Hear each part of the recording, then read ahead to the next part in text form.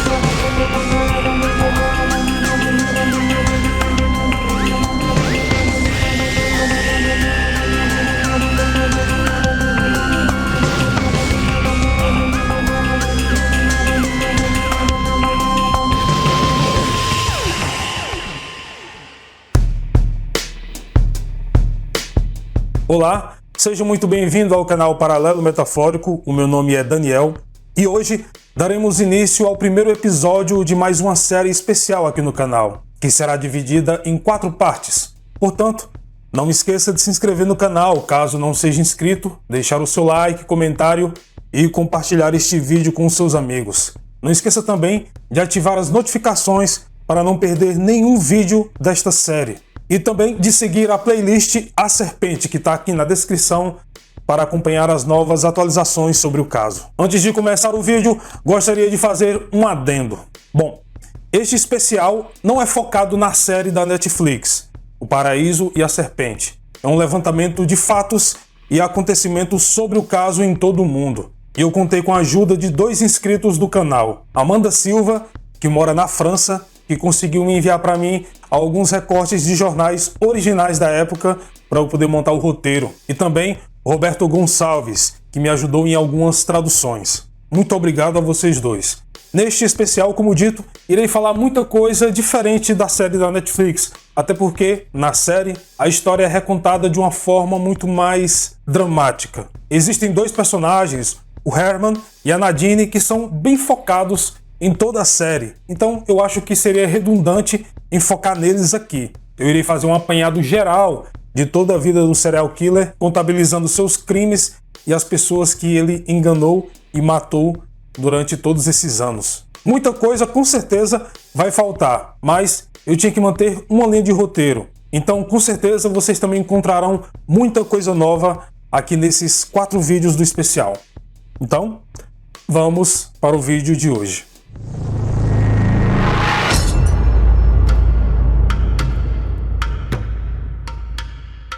Rochan Bhavani Guramak Charles Sobhraj era filho ilegítimo de uma jovem mulher vietnamita chamada Song, com um rico alfaiate indiano chamado Rochan, 20 anos mais velho que ela. Ele era casado com outra mulher na época, e quando descobriu a gravidez de sua concubina, o relacionamento dos dois começou a ir por água abaixo, e só piorou quando o bebê nasceu, em Saigon. Rochan se recusou a reconhecer a criança, mas queria manter o relacionamento amoroso com a mãe, chegando a pedir que Song entregasse o filho aos cuidados de um orfanato. A vida nessa época em Saigon já era dura por si só. Durante a Segunda Guerra Mundial, Com a ocupação japonesa e a tomada do poder pelo Viet Minh, um movimento revolucionário de libertação nacional, a rejeição do pai e a ingenuidade da mãe fizeram com que a criança não fosse registrada. Aos 2 anos, Charles não tinha pátria. Ho-chan tinha uma vida constituída na Índia, com esposa e filhos. Este vai e vem emocional fez com que Song exigisse ser assumida e pediu ajuda financeira para cuidar do menino. Ho-chan se recusou, acusando a mulher de tê-lo traído e que o filho não era seu. Quando Charles tinha 3 anos, a situação se tornou insuportável e Song deixou o seu amante para sempre. Ela tinha 24 anos na época e após ir embora, descobriu que estava grávida de Ho-chan novamente. Para sua sorte, ela conheceu um jovem oficial francês chamado Alphonse Duroux, que se apaixonou perdidamente por ela, a ponto de assumir Charles e o bebê ainda em sua barriga. Eles se casaram em 15 de setembro de 1948. Duroux reconheceu Anne-Marie, a menina que nasceu, mas se recusou a dar o seu nome para Charles. O menino, então com 4 anos, já tinha uma vida muito turbulenta. Ninguém realmente cuidou dele durante seus primeiros anos. Seu padrasto trabalhava de manhã, tarde e noite, e sua mãe só tinha olhos para Anne-Marie. Ela tinha que cuidar da casa e fazer tudo possível para não perder o bom marido que conseguiu. E como Duroux não ligava muito para Charles, ela também o rejeitava, vendo nele a personificação de Ho-chan. Aos 7 anos de idade, Charles praticamente se educou sozinho com os meninos da rua, seus únicos amigos de verdade, e chegou a passar dias fora de casa, sem que seus pais relatassem o seu sumiço. Revoltado com o desdém dos pais, Charles insultava constantemente sua mãe e Duroux. Quando o casal tinha visitas, ele se comportava mal na frente dos convidados, a tal ponto que sua mãe teve que amarrá-lo na cama para não ser perturbado. Charles sabia sobre o seu pai biológico e insistia que sua mãe falasse sobre ele. Em sua cabeça, seu pai de verdade deveria amá-lo, mas a verdade é que Ho-chan nunca perguntou pelo filho. O menino sofria de incontinência urinária, um problema que continuaria até a adolescência. Sua mãe não entendia o seu problema, e toda vez que ele fazia xixi na cama, ela o repreendia com uma surra. Vale lembrar que este é um sinal típico da tríade psicopatológica. De acordo com a pesquisa do psiquiatra MacDonald, em 1963, é possível encontrar um padrão de comportamento na infância, conhecido como tríade homicida, ou tríade de MacDonald, que pode estar relacionada com um adulto psicopata, que seria um conjunto de 3 fatores: crueldade com animais, obsessão com fogo e enurese noturna, o famoso xixi na cama. Certo dia, a polícia levou Charles para casa, pois ele havia roubado uma bicicleta. Sua mãe o puniu severamente e Charles fugiu de casa. Alguns dias depois, o pai biológico dele ligou para Song, dizendo que o menino tinha cruzado toda Saigon sozinho para se refugiar na sua oficina de costura. Mas Ho-chan não o queria. Inclusive, o homem já estava tendo um caso com outra jovem mulher vietnamita e que ela também estava grávida dele. Ho-chan mandou Charles imediatamente de volta para a casa de sua mãe. Em 1949, o tenente Duroux foi convocado a retornar imediatamente à França. A viagem teria de ser feita em alguns dias. Song estava em êxtase, mas Charles teimosamente se recusou a deixar Saigon e seu amado pai. Quando Duroux estava organizando tudo para a viagem, notou que Charles não tinha sido registrado e muito menos tinha documentos de identidade. Portanto, não poderia ser registrado no passaporte de sua mãe. Charles tinha que ficar em Saigon até que sua situação no país se regularizasse. Então, Song implorou a Ho-chan para cuidar do menino, até ela chegar na França e encontrar uma forma legal de levá-lo até lá.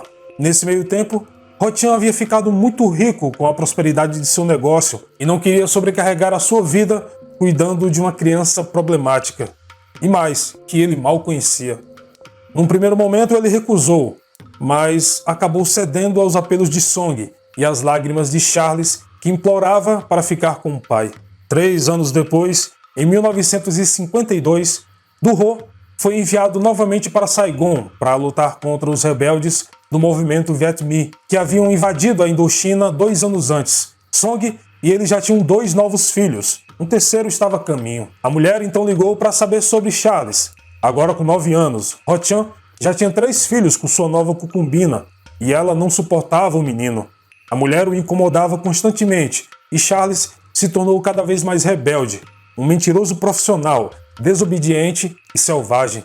ele passava seu tempo nas ruas com um bando de pequenos bandidos, dos quais ele era o líder. Song e Do-ho encontraram um garoto após vários dias de procura, em um prédio em ruínas, com outros meninos de rua, que sobreviviam graças a vários roubos. Do-ho ficou com pena dele e decidiu fazer de tudo para que Charles finalmente tivesse estabilidade familiar e tivesse os registros oficiais em seu país. Em 10 de janeiro de 1953, o pai de Charles o reconheceu oficialmente, mas disse que não queria registrá-lo, entregando-o a Song e Do-ho. Porém, no último momento, Do-ho se recusou a dar seu nome ao menino, apesar dos apelos de Song. Pouco tempo depois, Do-ho foi enviado para lutar na frente de combate e voltou de lá mudado para sempre. Explosões de granada, tiros, o fato de ter chegado perto da morte e de ver os seus companheiros caírem ao seu lado fez com que Do-ho se tornasse cada vez mais recluso e irritado. Ele não suportava o menor ruído. Hoje, este seria um diagnóstico da síndrome de estresse pós-traumático. Pois bem, devido a isso, ele voltou para a França e desta vez Charles teve permissão para ir com eles, mas o menino não queria ir embora, porém foi contra sua vontade. Na França, o tenente Do-ho se recuperou e logo foi enviado para Dakar, no Senegal, que na época era uma colônia francesa. A família Do-ho se estabeleceu por lá em 1956. Charles já tinha 12 anos e Song 6 filhos, mas o tenente Do-ho começou a sofrer novamente dos traumas psicológicos, além de uma dor aguda, e seu comportamento com sua família se transformava a cada dia. Em contrapartida, Charles se dava muito bem com seus irmãos e meia-irmã. Sendo mais velho, tinha influência sobre eles e costumavam brincar no porão da casa, criando historinhas. Seu meio-irmão André, 8 anos mais novo que ele, era muito semelhante fisicamente, quase que irmãos gêmeos. Sobhraj gostava de imitar Charlie Chaplin e por isso foi apelidado de Charles. Ele só foi batizado oficialmente em 1959, aos 15 anos, e sua mãe pediu que ele fosse registrado como Charles Guramak Sobhraj. Mas ele foi rapidamente notado pela polícia de Dakar. Charles era um batedor de carteira e costumava entrar em cinemas sem pagar. Ele também teve problemas na escola, embora falasse francês, vietnamita, inglês e um pouco de hindi. Na verdade, Charles era profundamente preguiçoso, teimoso e indisciplinado, segundo seus professores. Ele fez amizade com um jovem chamado Sarak. Um dia, Sarak foi surpreendido enquanto roubava no mercado de Dakar.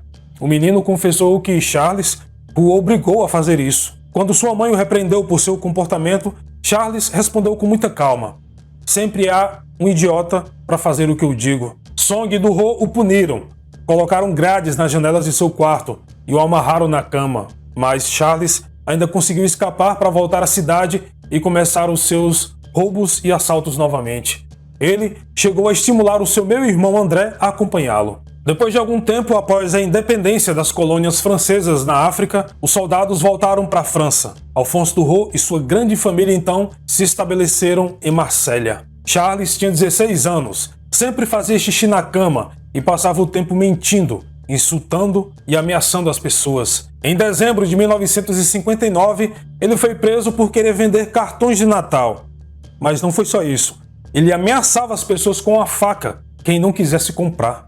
Song e Do-ho não sabiam o que fazer com o adolescente. Eles decidiram colocá-lo em um internato católico. Charles recusou e explicou que queria voltar para Saigon para morar com seu pai. Mas seu pai, que tinha várias amantes e filhos em diversos países, nunca perguntou como ele estava ou sequer o ajudou financeiramente, apesar de ser um empresário bem-sucedido. Neste ponto, podemos nos perguntar: por que Sobhraj queria tanto ficar com o pai, uma vez que ele não ligava a mínima para o garoto? A resposta é simples: porque morando com o pai, ele teria a liberdade que tanto queria. No colégio interno, Charles tentou imediatamente escapar e teve sucesso, mas ele foi pego em abril de 1960, enquanto tentava embarcar em um navio de carga com destino à Ásia.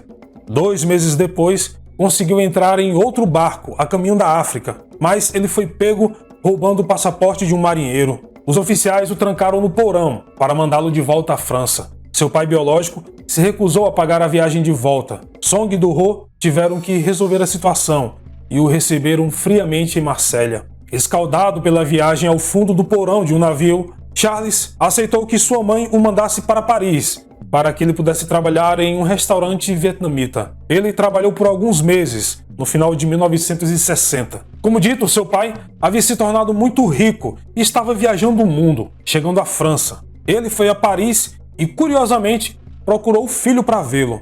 Rapidamente, descobriu que o jovem havia se tornado um adolescente inteligente e simpático, ficando muito feliz por vê-lo novamente. O homem decidiu que ele merecia algo melhor do que o emprego de garçom ou cozinheiro.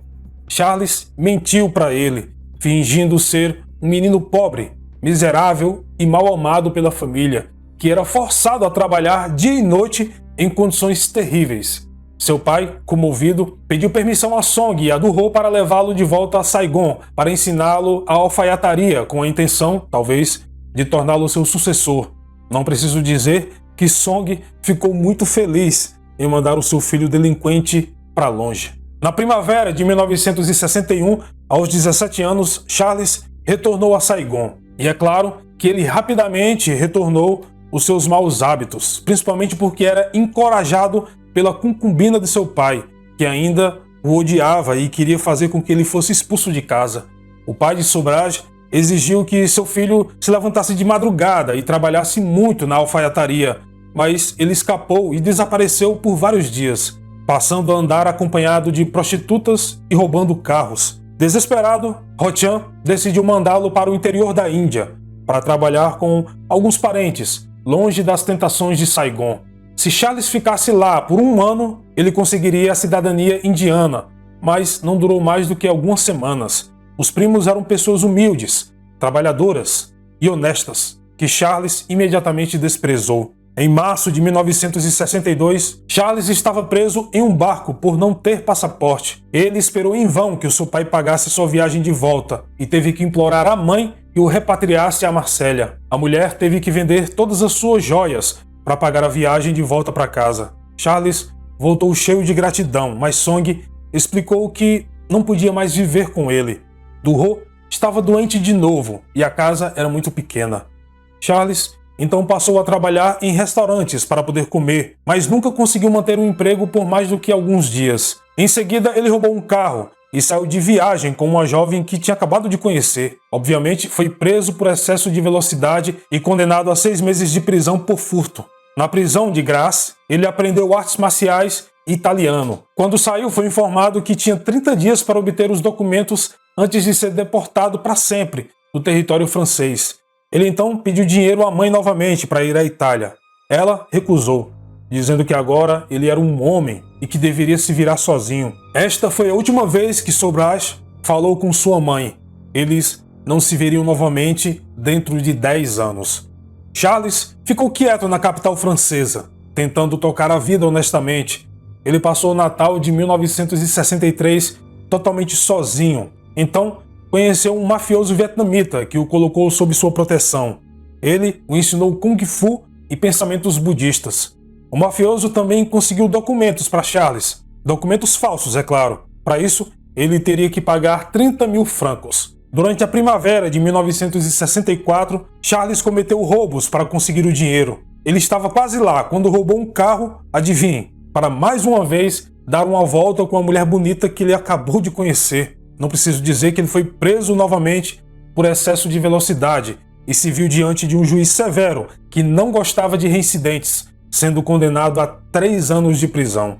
Charles se viu completamente sozinho na prisão de Poissy, longe de sua família e sem ninguém para cuidar dele. Mais tarde, ele diria que sua família e a sociedade pagariam caro por abandoná-lo. Mas essa necessidade de vingança é sem dúvida apenas um pretexto. Suas afirmações de que sua vida foi um protesto contra o sistema jurídico francês ou de que o seu amor pelo Vietnã e pela Ásia motivaram sua carreira criminosa são absurdas. Charles era um criminoso nato e ninguém tinha culpa do que ele estava passando, a não ser ele mesmo. A prisão onde estava era um ambiente brutal e, sendo um adolescente, era mais uma carne fresca para os detentos. Porém, como dominava as artes marciais, ele foi capaz de se defender de todos que tentaram abusá-lo. Perto de Paris, a prisão de Poissy era um lugar realmente terrível. Construída no século XVI, foi inicialmente um convento, antes de se transformar em uma prisão durante a Revolução Francesa. Com altos muros de pedra que separavam os prisioneiros do mundo exterior. As celas individuais eram tão pequenas que só serviam para dormir. Durante o dia, a prisão era dividida em 3 alas, de acordo com o tipo de prisioneiro. Uma ala para os enfermos, outra ala para os lunáticos e perigosos,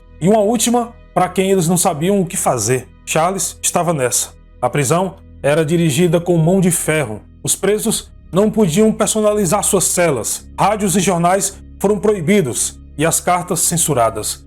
O comportamento de Charles na prisão, no entanto, foi um indicativo de sua atitude futura. Por exemplo, os prisioneiros eram proibidos de manter livros em suas celas, exceto o jovem Charles. Ele fingiu ser um pobre adolescente miserável, tanto que chamou a atenção de um dos voluntários que visitava os presos, Félix Descogne, que era um jovem de família rica, executivo de uma grande empresa, muito religioso e bondoso.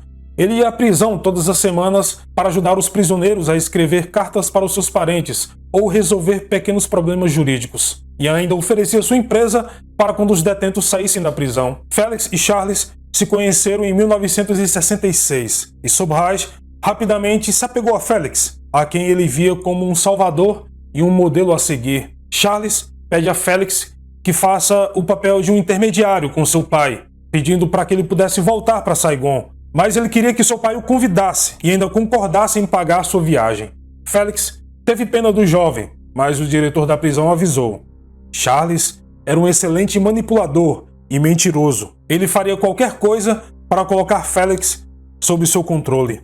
Ele era inteligente, passava muito tempo lendo, mas usava o cérebro para propósitos sombrios. Félix voltava todas as semanas e Charles lhe contava sobre sua vida, destacando sua juventude solitária e infeliz. Mas Félix percebeu rapidamente que Charles costumava mentir. Ele sempre se representava da melhor maneira possível e retratava os seus parentes como monstros cruéis.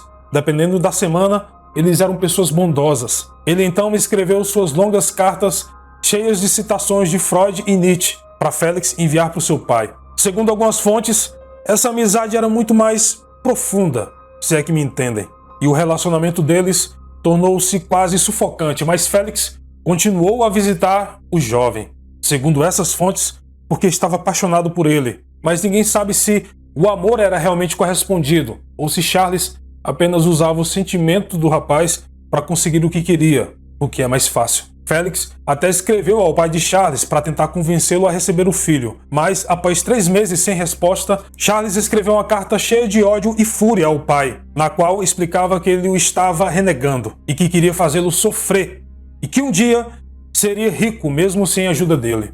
Felizmente, para ele, Félix não mandou essa carta, porque por volta do Natal de 1966, Charles recebeu uma correspondência do pai, que finalmente concordou em vê-lo novamente.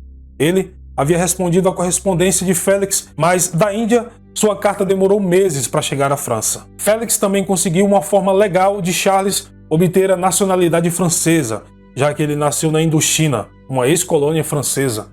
Mas para isso, ele teria que cumprir o serviço militar, que na época durava 2 anos. Enquanto esperava sair da prisão, ele aprendeu o básico de alemão, apenas lendo livros. Em 1968, após sua liberdade condicional, Charles foi morar com seu amigo Félix. Ele parecia ter se acalmado, mas dependia dele para tudo. Não procurava emprego e acumulou muitas dívidas em pouco tempo, e devido a isso, retornou à sua vida criminosa. Desta vez, com mais habilidade e cautela. Neste período, Charles viveu em 2 mundos muito diferentes. O mundo brilhante de Félix, que estava repleto de pessoas ricas e festas glamourosas, que o permitiu interagir com algumas das melhores famílias parisienses. O outro mundo, o do submundo, era mais sombrio e sinistro, mas Charles se sentia em casa. Durante uma típica noite parisiense, ele conheceu uma jovem chamada Hélène Chantal, uma bela jovem de 20 anos que ainda vivia com os pais. Instantaneamente, ela ficou encantada com este jovem erudito e abastado, que lhe contou sobre suas aventuras no Oriente e contou a ela sobre sua família rica em Saigon. Ele falava como um poeta e cortejava a jovem Chantal, apesar da desaprovação inicial dos pais da moça. O pai de Chantal, um católico tradicional, nunca permitiria que sua filha se casasse com um mestiço asiático, por mais rica que sua família fosse. Mas Chantal estava loucamente apaixonada. O comportamento autodestrutivo de Charles, porém, o mandou de volta para a prisão na noite em que ele propôs a moça em casamento, em agosto de 1968. Charles pediu Chantal em casamento, mas que ela deveria ir para a Ásia com ele antes, pois seu pai havia oferecido um trabalho em Saigon. Na verdade, seu pai tinha acabado de escrever para Félix, dizendo que jamais queria ver Charles novamente, não apenas pela guerra que estava sendo travada no Vietnã, mas porque ele não confiava em seu próprio filho. Charles, então, roubou um carro, de novo, e levou Chantal a um cassino. Apostas loucas, quase frenéticas, o levaram a ganhar e perder 6.000 francos. Ele culpou Chantal, eles brigaram, e a moça se recusou a se casar. Os dois então voltaram para casa em uma velocidade vertiginosa até que Chantal, apavorada, finalmente concordou em se casar com ele por medo de morrer. Logo, uma viatura da polícia percebeu o carro em alta velocidade e correu atrás dele, com a sirene ligada. Charles tentou fugir da polícia, mas perdeu o controle. Seu veículo derrapou em uma curva, o carro girou e Chantal se feriu. Charles dirigiu um carro roubado, sem carteira de motorista. Ele foi preso mais uma vez. Chantal e Félix testemunharam por ele. Félix contratou um psiquiatra em sua defesa, que pensava que seria possível curar Charles dessas loucuras. Mas o psiquiatra explicou sem rodeios o que pensava do seu jovem amigo, dizendo o seguinte: ele é o mentiroso mais talentoso que já conheci. Ele tem uma inteligência intuitiva, uma grande velocidade de compreensão, um certo dom para cultivar sua mente. No entanto, ele explora 100% da fraqueza de quem o rodeia. Ele é ávido por dinheiro e sucesso e considera essas ambições as mais nobres. Ele tem pouco ou nenhum senso moral. Sua vaidade aumenta a cada dia. Seu desejo de ser amado é avassalador, mas ele nunca admitirá que é vulnerável. Seu sentimentalismo e sua sexualidade são exagerados no sentido patológico do termo. Ele é perfeitamente capaz de ser educado, mas apenas se quiser. Ele é impulsivo e agressivo. Sua vida é uma fuga perpétua para o nada. Ele quer que as pessoas tenham pena dele. Um ator brilhante e manipulador extraordinário. Ele foge constantemente da realidade e não tem limites. O juiz condenou Charles a 8 meses de prisão no centro de detenção preventiva. O jovem enviou cartas chorosas para Félix e, cansado, respondeu apenas uma carta, dizendo que não poderia ajudá-lo desta vez, que para ele se adequar à sociedade, deveria aceitar o seu destino e cumprir a pena até o final. Charles reagiu muito mal e 2 semanas depois respondeu a Félix dizendo o seguinte: não se preocupe comigo, não perca mais 1 minuto por mim. A partir de agora, sou eu e só eu quem vai escolher o meu destino. Vou tomar as minhas decisões quando quiser, onde quiser e da forma que me parecer melhor, e não como você quer. Posso garantir que estou perfeitamente calmo, lúcido e confiante. Nunca mais quero ajuda, contato ou assistência material sua. Nem 1 centavo. Nunca mais colocarei os pés em sua casa, nem por 1 segundo. No dia em que eu sair desta prisão, e aliás, posso garantir que será a última vez, Chantal e eu nos casaremos. O futuro é nosso. Félix respondeu: você finalmente mostra sua verdadeira natureza, o lado de sua personalidade que você mostrou para o seu pai, para o seu padrasto e para todos aqueles que, em geral, cuidaram de você. Enfim, você se revela no final pelo que você é profundamente, um pequeno bastardo. Charles usou seus meses na prisão para estudar direito com os velhos livros da biblioteca, pois, segundo ele, você precisa conhecer as regras se quiser quebrá-las. De sua parte, Chantal o apoiou e prometeu castidade. Ela disse a seus amigos e colegas que foi muitas vezes na prisão visitá-lo e tinha certeza de que tudo não passava de um mal-entendido. 2 outros visitantes que afirmavam ser primos distantes do Vietnã visitavam Charles regularmente. Um deles era de fato vietnamita, um ex-membro da gangue de Saigon liderada por Charles. O segundo era de Hong Kong e matou pelo menos 5 pessoas. Cada vez que o visitava, os homens levavam uma tigela de ensopado, que devolvia na semana seguinte.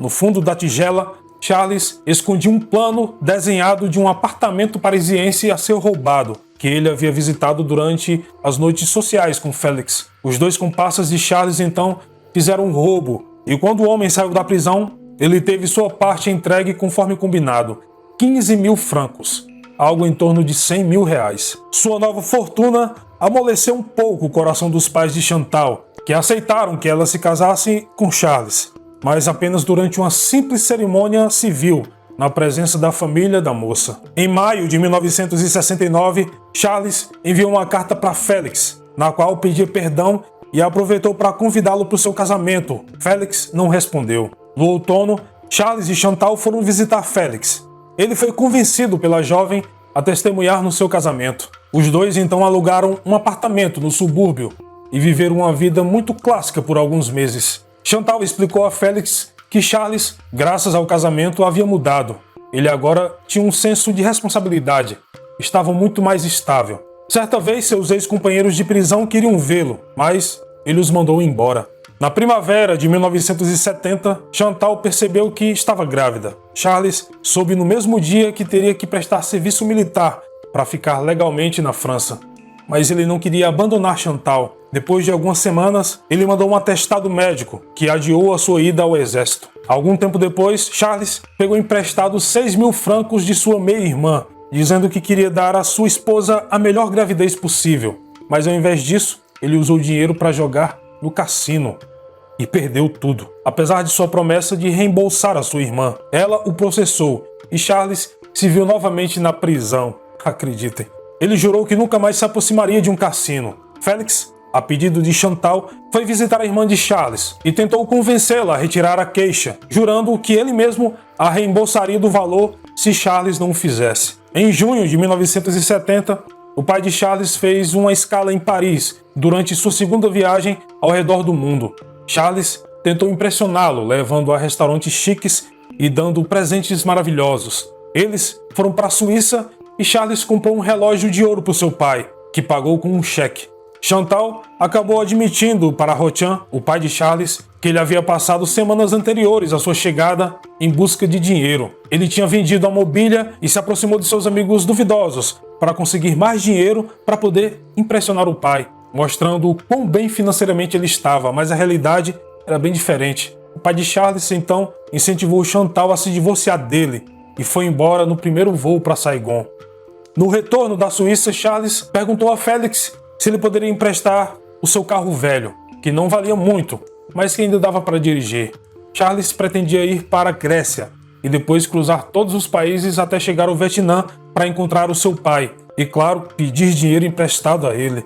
Mas Félix se recusou e Charles pegou o carro mesmo assim. O casal então viajou pela Europa Oriental com documentos falsos, roubando pessoas que conheciam no caminho, nunca pagando seus quartos de hotel, deixando uma longa lista de crimes. Charles, contrariando suas promessas, voltou a jogar nos cassinos, graças a cheques sem fundo. Quando os dois chegaram a Istambul, no carro roubado de Félix, agentes da Interpol visitaram os pais de Chantal em Paris, à procura do casal de golpistas. Eles disseram que não sabiam de nada. Neste meio tempo, Félix começou a receber dezenas de cartas de Charles, da Turquia, Iraque, Irã. A meia-irmã de Charles também ligava regularmente para Félix, cobrando seus 6.000 francos. Os pais de Chantal estavam preocupados e Félix não conseguia responder às suas perguntas. Pouco depois de sua chegada, em novembro, Chantal deu à luz a uma menina. Eles a chamaram de Shubhra, que significa pureza em hindi. Em novembro, o casal estava em Mumbai, na época Bombaim. Charles e Chantal se integraram facilmente à comunidade francesa de expatriados na região. Charles se mostrou em sua melhor forma, muito amigável e inteligente. Ele foi rapidamente aceito por alguns dos cidadãos franceses mais velhos da Índia. Chantal, uma jovem atraente e elegante, também foi bem-vinda. A jovem Chantal estava feliz e totalmente alheia aos golpes do marido. Ele falava com ela sobre o seu negócio e em mais de uma ocasião ela se tornou involuntariamente cúmplice de seus planos. Por vários meses, Charles conseguiu agir sem ser detectado pela polícia. Durante grande parte de 1970, Sobhraj administrou um esquema fraudulento de veículos roubados, pegando carros americanos e europeus, que eram difíceis de encontrar, e os vendia para os franceses nostálgicos e indianos ricos. Ele roubou carros no Paquistão e no Irã e os levou para a fronteira com a Índia, onde subornou os funcionários da alfândega para que eles ignorassem a falta de documentos de importação. O seu negócio o fez viajar muito entre Hong Kong, Teherã, Cabul, Istambul, Karachi, entre outros países. Chantal ficou sozinha em Bombaim. Apesar de relativamente bem financeiramente, queria voltar para a França. Enquanto ela passava a virada do ano sozinha com sua filha, Charles gastava seu dinheiro no cassino de Macau. Ele ganhou muito dinheiro, por sinal, e voltou em meados de janeiro de 1971, com joias e presentes para a esposa. Em abril do mesmo ano, Charles e Chantal foram a Hong Kong para um breve período de férias e deixaram sua filha sob os cuidados de um amigo. Depois de um mês sem notícias do casal, este amigo, preocupado, contatou o consulado francês em Bombaim para descobrir o que havia acontecido com eles. O casal voltou, mas Charles logo partiu em viagem novamente. Chantal ainda estava entediada sem o marido, que se afastava dela a cada dia. O tédio gradualmente se transformou em desespero. Em junho de 1971, Sobhraj voltou e levou sua esposa e filha para Macau. Nessa viagem, ele perdeu muito dinheiro e teve que vender as joias de Chantal para poder voltar. Os dois começaram a discutir com frequência, e Chantal, exausta, pediu dinheiro para que ela pudesse voltar para a França, mas ele se recusou. Os pais da jovem não tinham a quantia necessária, então aconselharam que ela fosse até a embaixada. Mas ela entendia que o negócio do seu marido não era algo legal e temia que, se fosse até a embaixada, também fosse punida como cúmplice. Com os negócios indo mal, os cobradores começaram a aparecer em Macau e eles eram muito mais implacáveis e agressivos. Sobhraj rapidamente percebeu que sua vida estava em perigo. Felizmente, o homem conheceu um inglês, um velho conhecido de seus amigos franceses na Índia, que lhe apresentou um plano para conseguir dinheiro suficiente para pagar suas dívidas. Esse plano consistia em roubar uma joalheria, mas eles fariam da seguinte forma: entrariam em um quarto de hotel acima da joalheria, no Ashoka Hotel em Delhi, e então perfurariam o chão para descer até a joalheria à noite para roubá-la. Mas em outubro de 1971, após 3 dias de perfuração, quase sem progresso, Charles e sua equipe perceberam que o plano não daria certo e desistiram. Os criminosos então partiram para o plano B. Eles conseguiram atrair o dono da loja, que não havia notado nada, para uma sala, sob o pretexto de encontrar um cliente rico. Charles pegou as chaves da loja enquanto ameaçava o homem com a pistola e o amarrou em uma cadeira. Ele pegou a caixa registradora, roubou colares, anéis e brincos. Na fuga, Charles entrou no aeroporto de Delhi com a intenção de voar para Bombaim, mas foi forçado a abandonar tudo o que roubou na alfândega, pois o dono da joalheria conseguiu escapar e notificou a polícia, que fechou imediatamente o aeroporto. O joalheiro foi ao aeroporto para identificar Sobhraj, que estava de passagem pela alfândega. Charles fugiu pela janela, deixando $10.000 em dinheiro e muito mais em mercadorias no chão. O homem mal chegou em casa e mal se desculpou com Chantal e já saiu mais uma vez. Charles estava em apuros e precisava pagar suas dívidas de jogo, e seu novo amigo inglês se ofereceu para roubar um pequeno banco no bairro. Mas, antes que tivesse tempo de fazer qualquer coisa, ele foi preso pela polícia por vender um carro roubado a um advogado. Após a identificação de uma testemunha ocular, ele também foi acusado do roubo às joias do Ashoka Hotel. Chantal entrou em desespero quando soube que o marido foi preso por assalto à mão armada. Até então, ela achava que os negócios ilícitos do marido não passavam de trapaças no mercado financeiro e venda de carros que outras pessoas roubavam, e não ele, muito menos uma joalheria. Charles foi enviado para a prisão de Delhi, a famosa prisão de Tihar, e rapidamente organizou a primeira de suas fugas teatrais de lá. No fim de novembro de 1971, ele alegou ter uma úlcera hemorrágica e foi levado a um hospital local, onde foi diagnosticado com apendicite, embora ele não tivesse nada. Enquanto se recuperava de sua operação inútil, Charles convenceu Chantal com a promessa de seu retorno a Paris para ajudá-lo a escapar do hospital, enquanto o guarda estava dormindo. Aproveitando o corte de energia, Chantal se enfiou nas cobertas da cama para fingir ser o próprio Charles. Ele simplesmente saiu pela porta da frente, mas Sobhraj foi capturado novamente poucos dias depois. Sua ferida se abriu e ele estava sangrando muito. Chantal fingiu que o seu marido a tinha drogado e a colocado na cama, mas isso não convenceu a polícia e ela foi presa, ficando apenas alguns dias sob custódia na delegacia. Ela decidiu deixar a Índia e de uma vez por todas, até que seu marido lhe enviou uma carta chorosa. Ela correu para a prisão, onde, depois de horas de espera e negociação, finalmente conseguiu ver Charles. Ele explicou a ela que havia pedido a seu advogado que entrasse em contato com seu pai, o alfaiate rico, a fim de pedir dinheiro para ele conseguir sair da prisão, subornando os guardas. e ele prometeu a Chantal que voltaria para a França em seguida. Nesse meio tempo, Chantal mandou sua filha, Shubra, de volta à França por meio de um amigo, que prometeu levá-la a Paris para os seus avós. Bom, parece que o advogado foi muito convincente, porque Sobhraj conseguiu o dinheiro com seu pai. Então Chantal e Charles fugiram da Índia. Mas, para voltar à França, eles primeiro tiveram que voltar a Delhi para comprar passaportes falsos. Depois, chegaram ao Paquistão. Eles compraram mais 2 passaportes e viajaram para Cabul, no Afeganistão. Charles prometeu à esposa que eles não ficariam muito tempo por lá, mas acabaram passando 2 meses, onde Charles conseguiu uma boa quantia com seus golpes. Esses golpes consistiam em roubar turistas e hippies que tinham vindo da Europa em busca de haxixe. O casal vivia com bastante conforto e em meados de 1972 finalmente conseguiram reservar um voo para Paris, mas eles não foram além do aeroporto. Sobhraj não havia pago os 2 meses de aluguel no hotel e foi preso pela polícia afegã mais uma vez. E novamente, acredite, ele conseguiu escapar. Nas prisões afegãs, os presos tinham que conseguir sua própria comida, pagando mendigos e crianças de rua, que eram chamados de corredores ou mensageiros. Se um preso não tivesse dinheiro, simplesmente morreria de fome. Charles pediu ao seu mensageiro que lhe comprasse uma seringa, com a qual ele tirou o próprio sangue. Ele então colocou o sangue em sua boca e fingiu ter um ataque de úlcera, vomitando o próprio sangue. Levado ao hospital, Charles conseguiu colocar uma droga na bebida do guarda e fugiu para o Irã. Enquanto Chantal estava presa em Cabul, ele viajou para o Paquistão para conseguir um passaporte. Depois para Karachi, Teherã e finalmente Roma, em junho de 1972. De lá, ele partiu para Paris, onde pegou sua filha, mas ele não voltou imediatamente para pegar Chantal. Ele queria ser mais discreto. Charles então foi até Copenhague, onde alugou um carro e com sua filha foram em direção à Bulgária. Depois passaram por Roma, Beirute, Paquistão e Teherã. A viagem durou meses. Ele viajou com uma dúzia de passaportes, alguns comprados, outros roubados e nenhum com seu sobrenome verdadeiro. O homem mudava sua identidade de acordo com o passaporte que possuía, mas ele gostava de usar sempre um primeiro nome, Alan. Só uma observação.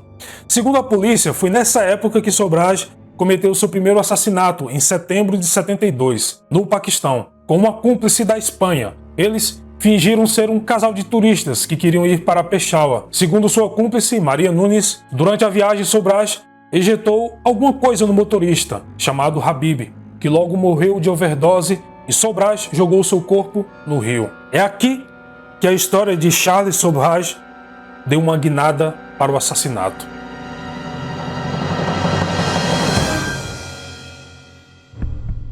Bom, mas o resto da história nós só vamos saber no próximo episódio. Eu espero imensamente que você tenha gostado até aqui e que assista o próximo episódio.